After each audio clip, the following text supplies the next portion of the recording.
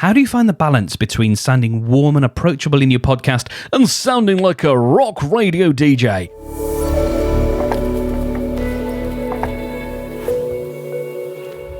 Hi, I'm Mark Steadman and I run the podcast hosting company Podiant, and I want to bring you actionable advice that you can apply to your podcast today. Now, this is part one of a pair of videos that are all about presentational technique, and now we're going to focus on mic technique.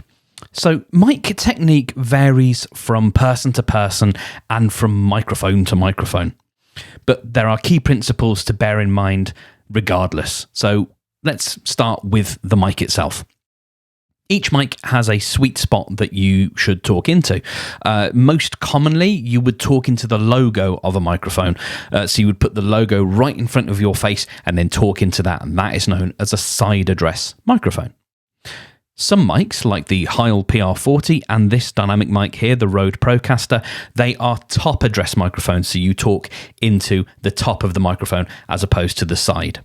The manual for your microphone will tell you as well. And if you're in any doubt, you can have a look for YouTube videos for how to use the microphone as well. Now, you might have heard the term eat the mic. This is about getting as close to the microphone as you can. Now, the way I use this particular mic, my little beard, my little mustache here are pretty much brushing up against the microphone. I can feel it very slightly when I'm talking. It's brushing up against the little windsock. Dynamic microphones want you to be as close as possible because of that noise rejection that we've talked about in previous videos. Sometimes it can feel a little bit uncomfortable, and so you've just got to find that sweet spot between it being uncomfortable and sounding just right. But the closer that you get, the warmer and richer and deeper your sound. So if that's what you want to achieve, then get it right up close to the mic. If that's awkward or you need to, you can turn up the gain on your microphone, which will effectively boost the signal. This may pick up extra room tone and extra noise that you don't want. So the closer you can get, the better. So you want to keep your distance consistent from episode to episode. So here's something you can try when you're calculating your distance. Put your hand up, your dominant hand up like you're doing a kung fu chop, curl your thumb away, and then take your index or your pinky and your ring finger and curl those away. So you've just got these two fingers here. Put them in between your mouth and the microphone, and that is a decent distance from the mic.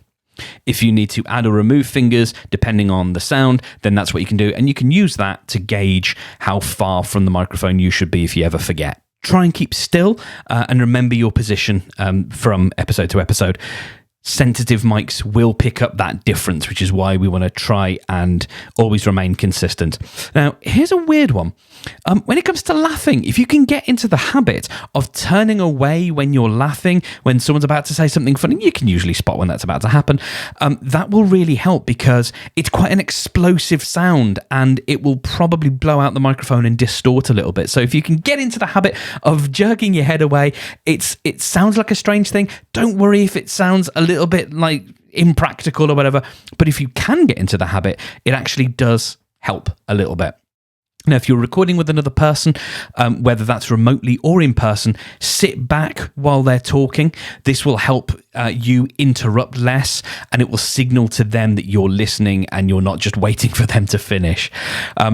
We've mentioned drinks in previous episodes, in previous videos. It's a good idea to have one on hand.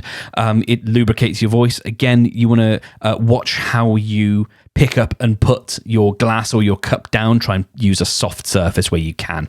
If your mic is on a stand, as you thump your glass down, that is going to reverberate and vibrate all the way up through the stand. Whereas if you use a boom arm with a shock mount, which you can Google how to fit, and they're very simple, that will cut down dramatically that sort of thumping noise.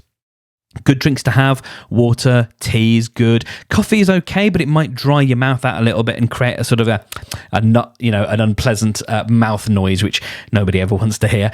Avoid colas and beers and fizzy drinks like that, because they'll make you gassy. And even if you're not burping directly into the microphone, you know, sometimes you sort of get that weird kind of mid-burp thing. It's just a good idea to avoid that kind of thing if you can. If you are drinking booze on the podcast, if that's something that you're doing, then maybe stick to wine or spirits, because it will really cut down on that kind of gassy noise. And, you know, at the end of the day, I'm not here to talk about your drinking, but I am here to talk about presentation technique. This this is part 1 of 2.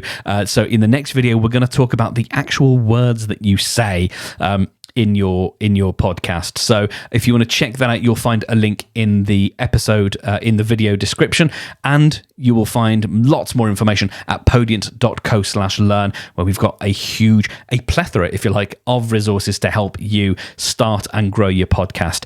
That's also where you will find a free 14-day trial of the Podiant podcast hosting service.